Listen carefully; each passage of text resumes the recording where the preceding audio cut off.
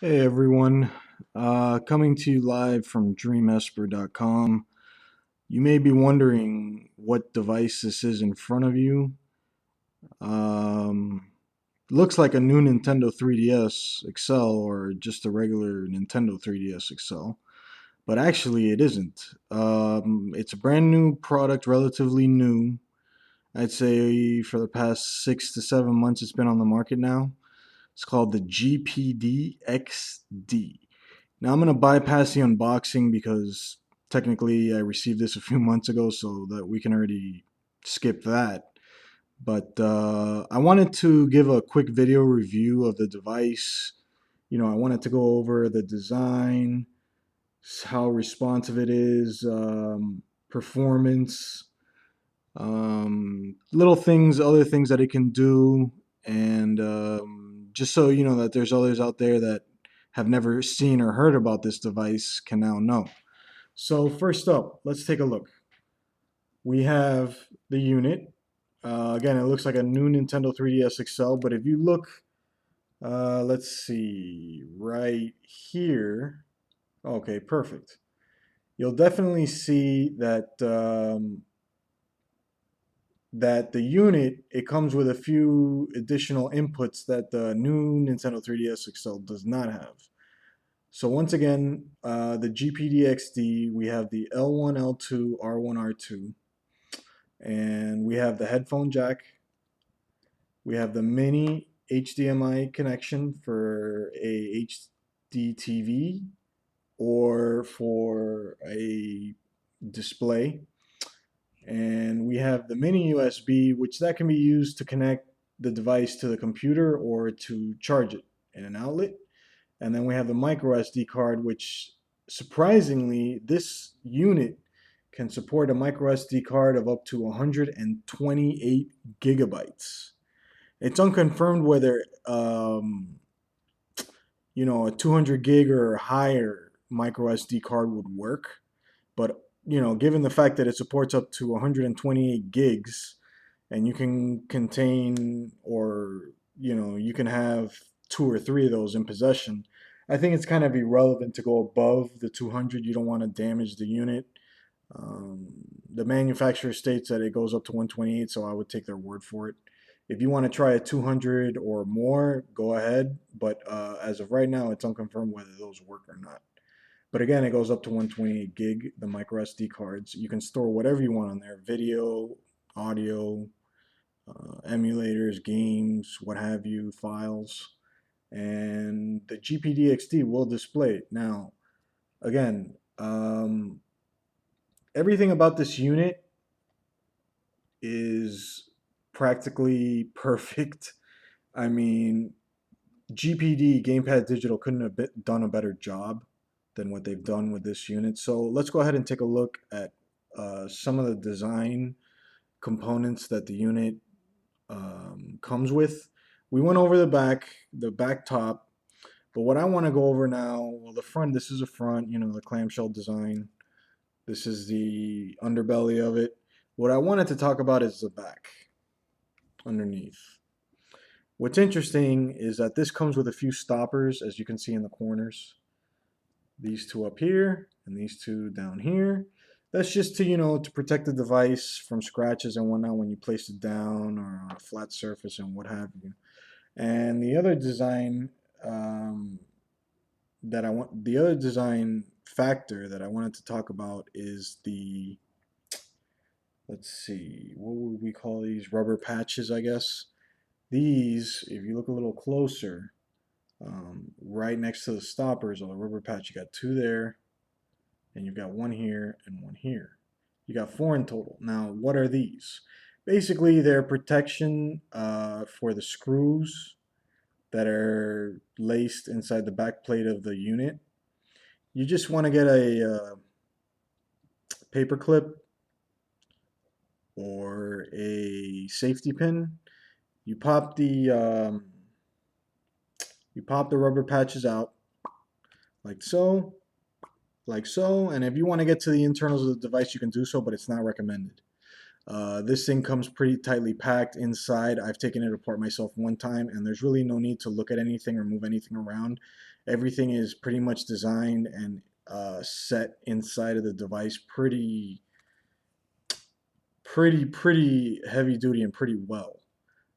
So there's nothing you want to go in there and mess around with unless you're trying to do some hardcore modifications or something's wrong with the unit and you want to investigate what's going on. Other than that, if your unit works fine, there's no need to take these out and unscrew the device, the back plate, sorry. So let's take a look. Let's open it up, right? Here we go.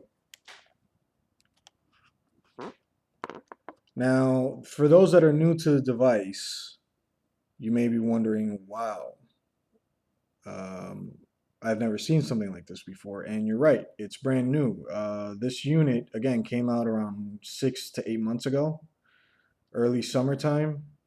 And since then, it's been very hard to find, even on, let's say, Amazon or, these Chinese websites like Wilgoo or GearBest. Those are just two examples. Wilgoo.com, GearBest, and I think there's another one, AliExpress, that may sell it. I got mine off Amazon because I bought it directly from GPD themselves, and I'm very fortunate because my device, um, there's nothing wrong with it. The buttons, these buttons, the Y, B, A, and X, they're not mushy. They're very firm. Um, you got a lot of complaints on forums and dingunity.org with regards to the D-pad being mushy. That I can confirm that the D-pad is kind of mushy a little bit. It's not ideal for fighting games, but then again, it's a handheld device. It's the same kind of D-pad you would find on a new Nintendo 3DS XL or a Nintendo 3DS XL. And but for what it's worth, it gets the job done. And this one is rather pretty firm itself as well. But it kind of goes in all the directions easily. So again, that comes back to the mushy factor. Other than that, the D-pad works perfectly fine. I wouldn't worry about that. But again, for fighting games, it's best to play that on a console or on the computer itself or the controller. Um, for example, like Street Fighter or King of Fighters or Art of Fighting, or Tekken. Um, the next thing I want to go over is the speakers. Speakers are right here in the bottom corners. The speakers are great, very loud when you put it all the way full blast. So there's no complaints there. You have the GPD logo here, Gamepad Digital. And the reason it goes kind of upwards here is so that when you close the device, it doesn't affect any of the buttons or the analogs. So once again, we'll open it up. And I want to talk about other buttons that are on the device. Besides the D-pad and the dual analog, we'll get to those later. We have your L3, R3, and we have in the middle the circular button is the power button. Just press and hold, it turns on. Press and hold, it turns off. Unfortunately, the volume, positive and negative, is inside of the clamshell design. I don't agree. I would have preferred the volume to be on the outside like an iPhone, either on the left or the right out here. Because every time you got to adjust the volume when you're listening to music and you have the clamshell, closed and you have headphones in it, it becomes a nuisance. So you have to open it up every time, adjust the volume, close it back up. Other than that, but the volumes work fine. The other two buttons that I want to talk about are, let's see if this focuses. Guess not. Okay. These two, this is basically like a window viewer. You push it, different windows appear as to what you have open in the device. It's touchscreen, so if you have, like, say 3 apps open or 4, you select it, that one comes up, the other 3 are hidden. Or you can clear all the windows, you push it, clear all at the bottom, all of them go away, and you start from scratch with one window. And this is the button mapper button here on the right. Basically, if you don't like the way the keys are configured with the PS3 or Xbox 360 button control configuration, you can calibrate each of the buttons in your own way according to the mapper with a touchscreen profile control. Um, the last thing I want to go over is the fact that this device, it has dual analog, just like a PS Vita. I was very surprised that the unit actually, sorry, I just want to get this thing off here. I was very surprised that the unit came with dual analog, and that's one of the reasons that it garnered my interest. Um, the new Nintendo 3DS XL came out about maybe just a little over a year ago now, or a year ago to the day almost. It had the analog on the left, and then they added the nub. If you ask me, I will call both the analogs in the new Nintendo 3DS XL nubs, the left one and the little, touch sensitive one in the right. They work fine, but I would have preferred sticks just like this one has. If you look closely, you'll see that when I motion them around with my thumbs, these are sticks. And that's immediately what drew me to this device is that if it plays N64 games, PlayStation 1 games, maybe one day PlayStation 2 games, or Dreamcast games. Well, not Dreamcast. Dreamcast only had one analog, but you get my point. Um, some of these games, they require dual analog. And for those era of gamings, it's a necessity and it's a must. And all these other devices that have come out, these emulation handhelds, unlike this one, um, they don't have dual analog or L2 R2. And if you see, the other buttons that I forgot to mention is this one here on my left thumb and this one here on my right thumb is L3 and R3 as if you're pushing the analogs in. You can't do that with this device, so they just opted to put the buttons of the pressed in analog inputs as L3 and R3. So it's just extra buttons. Could they have done more with this device in the center on the bottom? Yes. They could have put maybe like a little screen here. But I think it's good that they left it the way they did. Well, let me rephrase. I've seen others mention it on forums and other reviews saying that more could have been done with this space, maybe more buttons or maybe another second screen. But I like it because you can move your thumb here and grab it, grip it, move it, adjust it, with your hands. Makes it very easy to do when with this open space here. And it's got a plethora of buttons, so there's really not a need for anything else that needs to be here. You want a second screen? Well, do like Drastic does, the emulator. You've got one screen and the second screen on one big screen like this one does. It runs on Android. The OS again is Android 4.4.4. I think it's labeled as KitKat. And it flies. The specs on this thing are through the roof. The price for the unit, I would say ranges because they offer the 16, 32, and 64 gigabyte models. At first, they only offered 16 and 32 gigabyte models, and then surprisingly, due to consumer demand, sorry guys,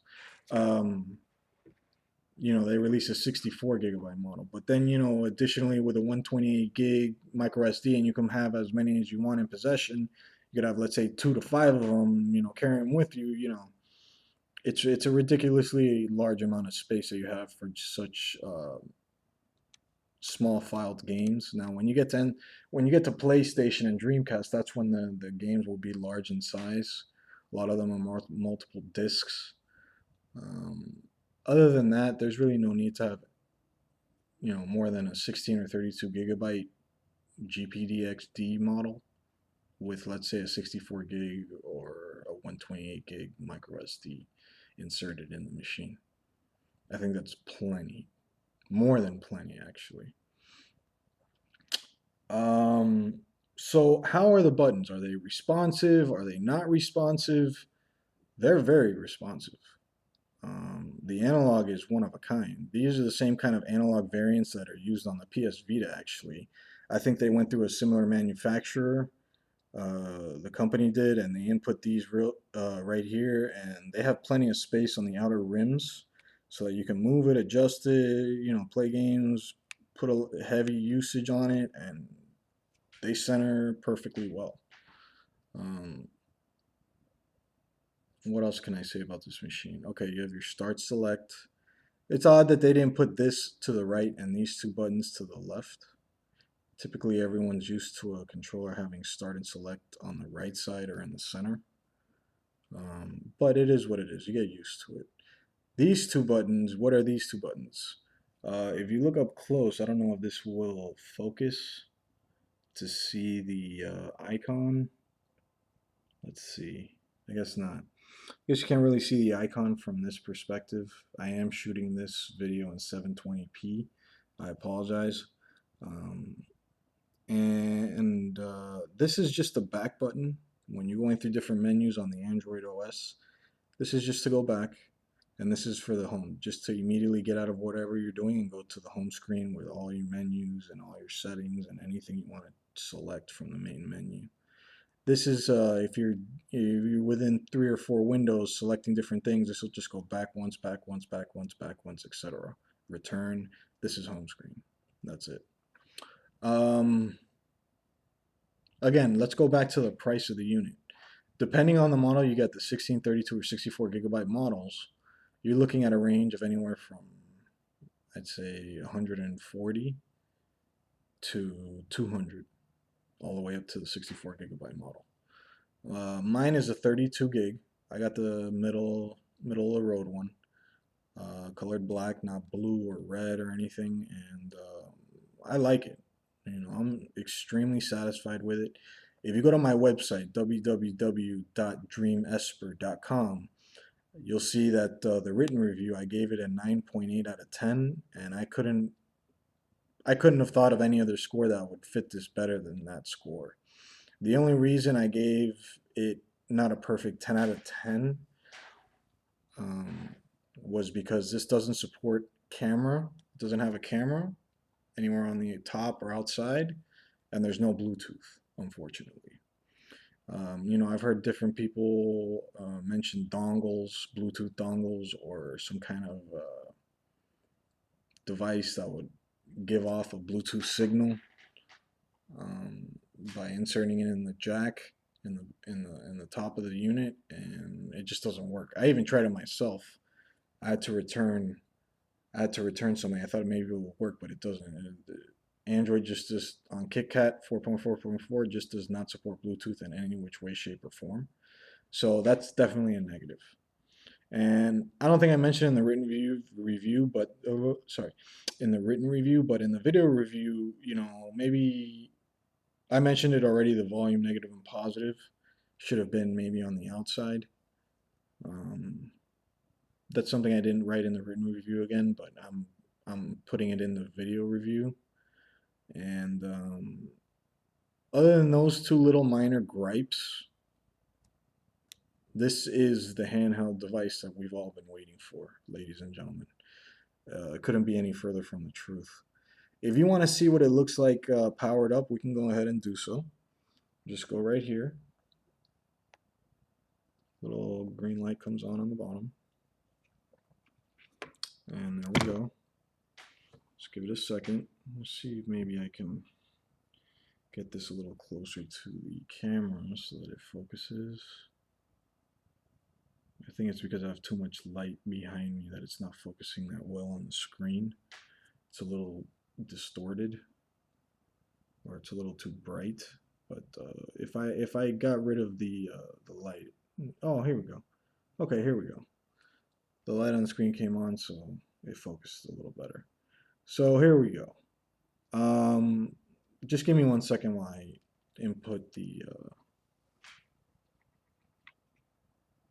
pattern password on my unit. 1 second. Okay, we're in.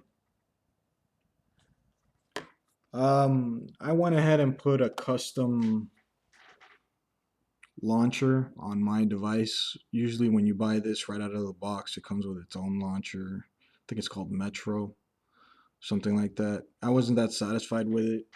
It's a little, I don't know what the word is. It's not my cup of tea, I guess, if that's the best way to say it. I prefer this launcher.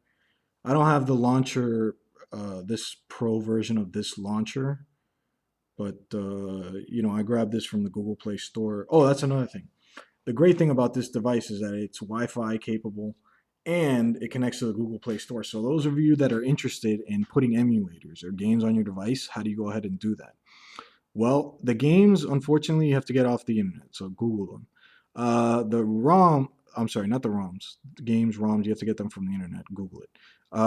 The emulators, you can either get them as .apk files from the internet. Again, Google it, or you can just simply go to the Google Play Store from your, Google account. Just log in and get get a credit card on file, and boom, you're able to download some emulators. Now you're asking, the next thing you're gonna ask is, oh, I gotta pay for the emulators? Not exactly. A lot of the emulators on the Google Play Store are free. I'd say a good roughly 70 to 80% of them. Now the better ones, you got to pay a little fee. Well, what kind of fee are we talking about here? $10, $25? Not even. We're looking at about anywhere from $2 to $5, and it's worth it to go to the developers that put in their hard-earned time to do this as a hobby.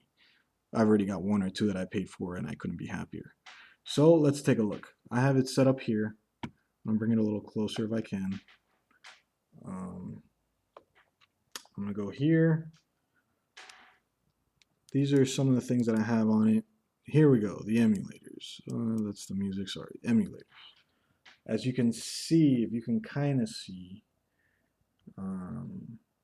I've got EPSXE, Recast, Mupin, Super NES 9X Plus, and what else do I have? An NES emulator and the SSPP emulator. That's for PSP. That comes standard with the unit.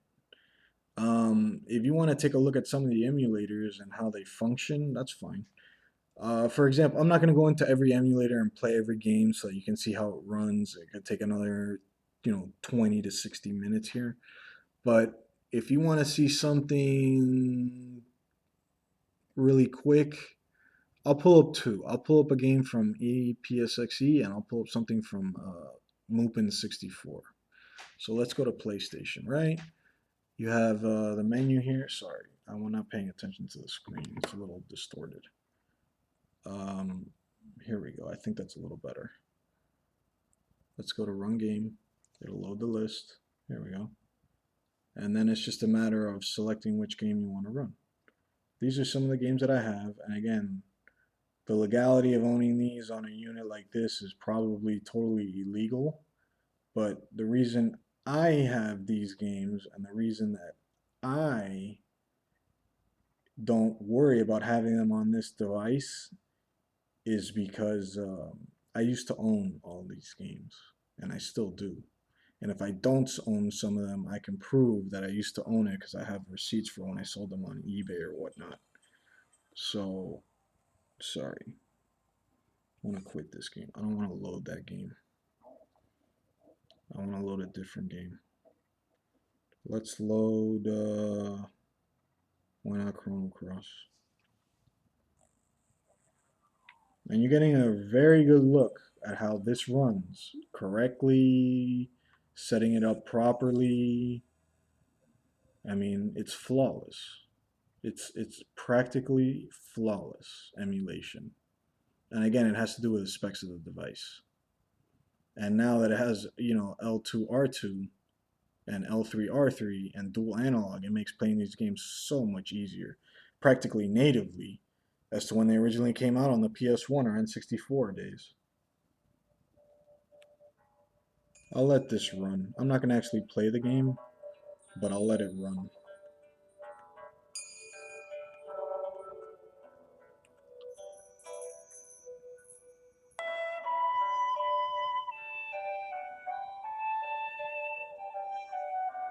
And again, if you own the games, more power to you. That gives you incentive to get these games and have them as backups legally. But again, the ones that I have on any of these emulators, I used to own and play at beat. I paid for them. So these are just backups to me, so it's legal for me. So you guys want to go ahead and download any game you've never played before or owned, that's up to you. But, owning these ROMs without originally owning the original or having the original in possession is illegal.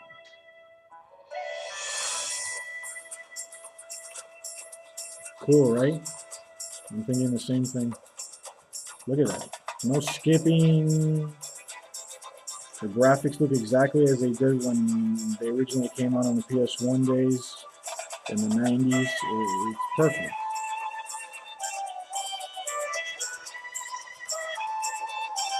Oh, sorry, I'm turning up the speakers.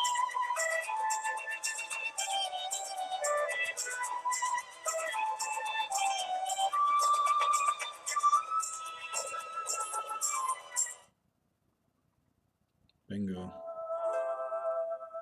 Great soundtrack to this game, by the way. Okay, so let's exit, right? Quick game. And you all want to see something from N64 like I promised, so here we go.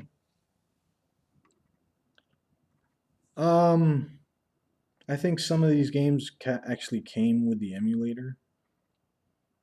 The ones I only care to show or play one day on my own time would be the two Zeldas Conquer, maybe Mario Kart and Mario 64. The other ones don't really interest me that much. But something that maybe a lot would want to look at that's easy for everyone to remember because I'm sure everyone played it was Mario 64. So we can go to resume. Now this is my personal setup of Mupen 64 on my device. Okay? And I am going to literally play this game as everyone remembers playing it back in the day without any problems whatsoever. So here we go. I'm going to try and get as close to the camera as I can without actually... Okay, here we go. Alright, Mario, let's move.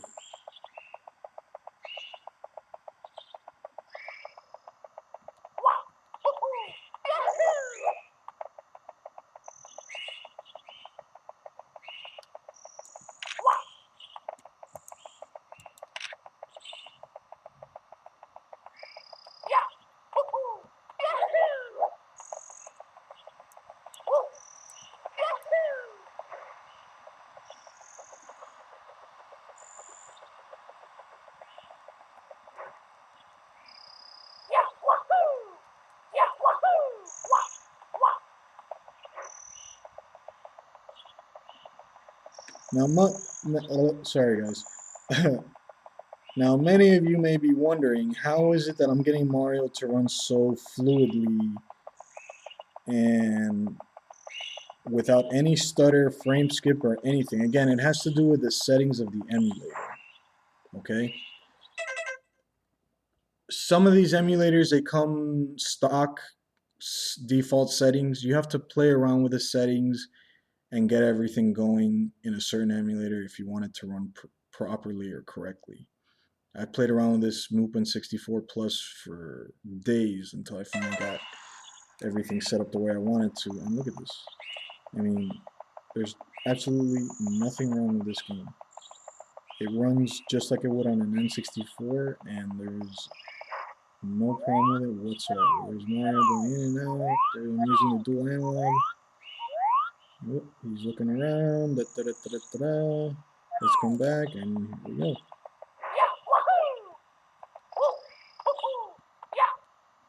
Let's do a last triple flip and then get out of here.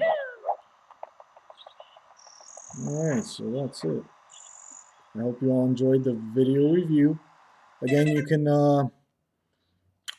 can look at everything. You can read more about it, see the pros and cons, or look into more about the unit. At a great forum that I frequent, it's called dingunity.org. You can Google it, or boards.dingunity.org. In the GPD section near the top, there's so many topics and so many subject lines and replies and everyone talking about how great this device is, what you can do with it, questions that people are concerned about. If you have any questions about it, if you ever get one, I would get one immediately because recently I looked on Amazon and you can't find it anywhere on Amazon. You'd have to go through these other websites in China like Willgoo, GearBest, or AliExpress, and you'd have to order it directly from China. I mean, again, GPD, they're the manufacturer. They're based out of China. That's fine. But what I'm saying is the GPD is the only store you can get it directly from. GPD is on Amazon, and Amazon gets your back a lot in case you buy one and it comes defective. Keep your receipts. That's another thing I wanted to mention is keep all documentation you have when it comes to purchasing this particular unit. Okay? You keep the receipts, you keep your tracking numbers, you keep all the documentation that you receive via email in case you get one. Because there have been some users that have been mentioning that some of the units are faulty, the buttons, uh, the analog is not working, the unit itself is not working. Keep your receipt, get an exchange, and that's it. End of story. The more documentation you keep, the more backup you have in the event that that could happen to you. And if you want to avoid it altogether, just keep everything as backup. Okay, in case you have to return it and get another one ordered. That's the last thing you want to happen. The one you order, you get it for the first time, you mess around with it, you want it to work, I get it. My first unit, just to elaborate, I bought used off eBay. Everything was fine with it, more or less. It had one or two hiccups, but the reason I got a brand new one is because I'm just like that. I'm very particular. I'm very picky.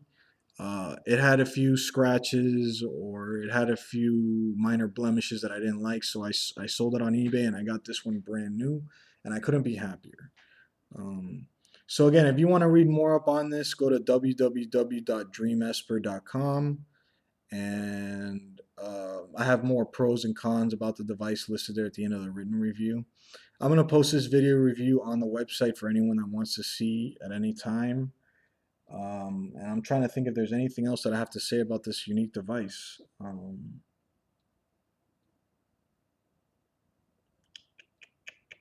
Let's take a look at my notes. Oh yeah, before I go, let me just power it off. Boom, boom, there we go, it's off. Last thing I wanted to mention is that the buttons themselves, the L1, L2, R1, R2 buttons, they're super responsive. And to verify and to prove it, listen to this. See the clicky sound they give? I couldn't be happier with this device. All right, guys, gotta go. Take care, and thanks for watching.